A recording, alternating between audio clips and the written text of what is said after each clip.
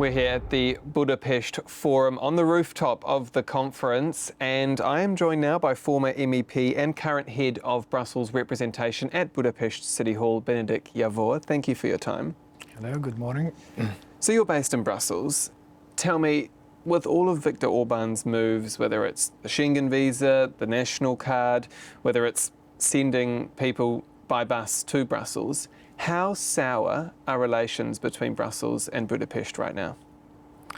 There are many conflicts between EU institutions and the Hungarian government, and if there were any expectations that during the Hungarian presidency these conflicts can be sidelined or pushed away a little bit, and to settle the conflicts with the EU institutions very soon, this proved to be not really the case. The Hungarian presidency started among very bitter echoes from the international community as Prime Minister Orban visited Moscow very soon after the start of the Hungarian presidency, which was regarded by the EU institutions and the EU member state governments as a very hostile move from the Hungarian Prime Minister. Since then, I think that there are more and more developments which intensify the conflicts between the Hungarian government, the Prime Minister and the EU institutions, and this also has a major effect on the Hungarian presidency of the EU, which is basically in a situation where most of the member states and the EU institutions are really trying simply to survive the Hungarian presidency, so there is no chance that the Hungarian government can use this opportunity to promote, to push forward Hungarian interests in the EU. It's a conflictful presidency which doesn't help the country to solve the problems which are ongoing between the government and the EU for many years now. What do you think is Viktor Orban's modus operandi? Is he trying to bully the European Union?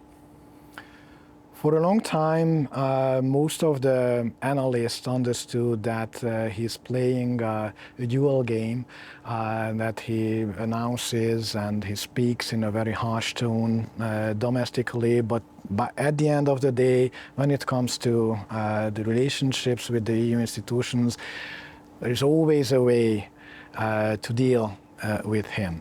I think that in the past 6 months, this conviction has become the past, and now most of the EU institutions regard the Hungarian Prime Minister as a troll who is using all the opportunity he has to undermine the unity of the EU, the effective functioning of the EU, and to block important moves of the European Union to support Ukraine, to condemn Russia or other aggressive players on the global level.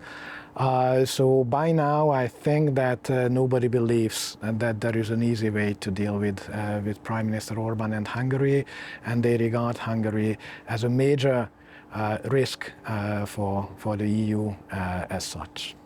Given you're based in Brussels, tell me a bit about how the EU is dealing with Viktor Orban's EU Council presidency. Does it feel like the EU is taking it seriously, or have they parked it almost to the side and are looking forward to Poland in January? Before the Hungarian presidency, there were different expectations, and the optimistic ones thought that they were waiting for a low-level, very technical presidency from the Hungarian government. This was in the interest of the EU and the Hungarian government, so they can survive somehow. It's a special period as we had the European elections in June, so during the Hungarian presidency, basically what is happening is the new European Parliament tries to find out its way in the next 5 years and waiting for the new Commission. So there is no really important work during this Hungarian presidency. So this can be managed in low profile without major conflicts. The other expectations warned already then that this is an opportunity to Prime Minister Orban to intensify his criticism and to make moves which really generate considerable damage to the EU. Very soon it became clear that the second option has become reality. And now what I see that not only the European Parliament, which is for a long time in a quite intensive conflict with Prime Minister Orban, or some member states, governments and permanent representations in Brussels are very hostile towards the Hungarian government, but already other EU institutions, including the Commission and the Council, are regarding the Hungarian presidency as a period which they simply have to survive. Previously, they already tried to complete all the possible files before the Hungarian presidency under the Belgian presidency, and to leave as few to the Hungarian presidency as possible, and other files perhaps to postpone to 2025 for the Polish presidency. But what I see now, that's exactly what the institutions are doing already. The Council is trying to postpone all the decisions as much as possible to the Polish presidency, which also means that there are high expectations regarding the Polish presidency. It's not a simple presidency of Poland in 2025, first half of 2025, but they will have to deal with the heritage, the bad heritage of the Hungarian presidency, and they will have to solve a lot of problems which were postponed from the period of the Hungarian presidency. Let's talk about that. I mean, Poland's EU Council presidency will be critical, won't it, given that there's been about 6 months now where, like you say, Brussels has been just trying to survive. Yeah, of course, in a sense, it's an easy period for the EU, as basically quite few decisions should have been done or made during the Hungarian presidency. But there are some urgent issues which are seemingly quite difficult to move ahead with because of the Hungarian presidency. First of all, that's the case with Ukraine and the European support for Ukraine. And this definitely is something which Poland already has very high on its agenda, but because of the problems the EU has with the Hungarian presidency these days, I think that it's becoming even more important for Poland to deal with how to support Ukraine. Already there are some potential solutions from the EU side, how to put together a supporting package for Ukraine without a consent of the 27, so perhaps with the cooperation of the 26. Also, they have to take into consideration that the outcome of the US elections in November are still not foreseen, and they have to prepare the EU for a possible outcome that Donald Trump wins the US elections, which means that Europe will be much more left alone to deal with the Russian aggression in Ukraine. So it's not an easy situation, and I think that it's quite problematic that in this difficult period of time, the president of the EU, the president country of the EU, is not really on the dikes to deal with the problem, but it's much more blocking the joint action of the EU member states. This, I think, that poses a huge expectation and a lot of burden to the Polish presidency. I hope that finally the absolutely necessary decisions can be made even during the Hungarian presidency in different ways, but there will be a lot to be done very quick and in a very urgent way in the early days of the Polish presidency. Because like you say, the European Union is facing some urgent challenges. And it's not just Orban, you've got in Germany far-right forces and also now border checks that mean the Schengen zone is perhaps not as movable as it once was, just for the time being. In France, you've had far-right forces. Is the European Union united? The European Union, it's a structure.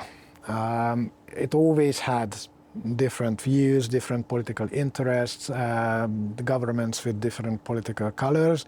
And I think that the most important achievement of the EU is to be able to act and to function among this kind of complexity and diversity of the political landscape in Europe. Of course, and I fully agree that perhaps nowadays we have even more complex and challenging times than before. But in fact, I think that it's very important to remember that the EU, since the foundation of the European cooperation in the Rome Treaty and other treaties, was always in crisis. And the development of the European Union or the European cooperation was always through crises and how to solve those crises we have. You remember when there was heavy talks about the European Constitution, and it was voted down in referendums in Ireland and other places, and many people at that time launched the end of the European Union, that it's not able to solve the problems. And finally, I think that the strength of Europe is really that it is able to solve very difficult problems, very complex problems, to keep its democratic values and functioning, its institutions. So finally, I believe that we live in really challenging times, and the European Union has years when there is really a lot to do together.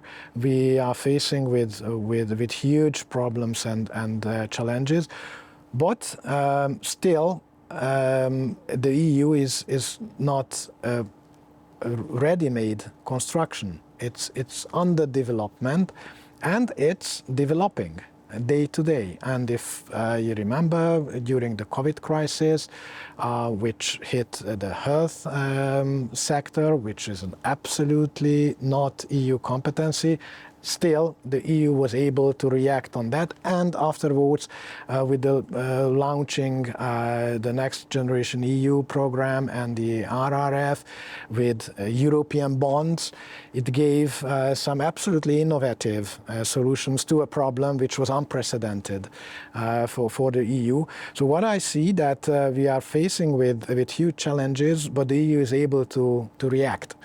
Of course, this is not a guarantee that in the future we will find the solution for all of our problems. This is just to warn a little bit the public that the simple fact that the EU is facing with problems and challenges, and it's working to solve them, and this solution is not easy, and perhaps it needs time, and there are diverging interests in solving the problems. It's not a drama itself, it's the way how the EU is developing for more than 60 years now. Now, while you're with me, I want to come back to a developing story at the moment in Lebanon. According to a Taiwanese company, the exploding pages that injured thousands of Hezbollah members across Lebanon this week were actually manufactured in Hungary. What did you make of that? It's a very interesting news, just came out today. Still, we don't hear any reactions or haven't heard any reactions from the Hungarian government. Of course, officially it's an independent company, a little bit mysterious because very few is known about this company. But the simple fact that, and I'm sure that these exploding pagers for Hezbollah, which most probably, and of course we do not have the evidences yet, but I think that we are not very far from reality if we assume that there are some Israeli interaction in this phenomenon. Then this happened in Hungary.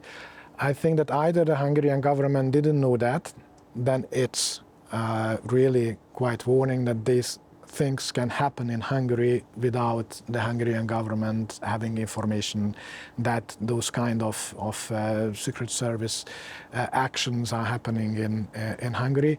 Or they knew that. This raises other concerns that the Hungarian government, perhaps in a passive way, but it's involved in a major military conflict which we have globally in the Middle East.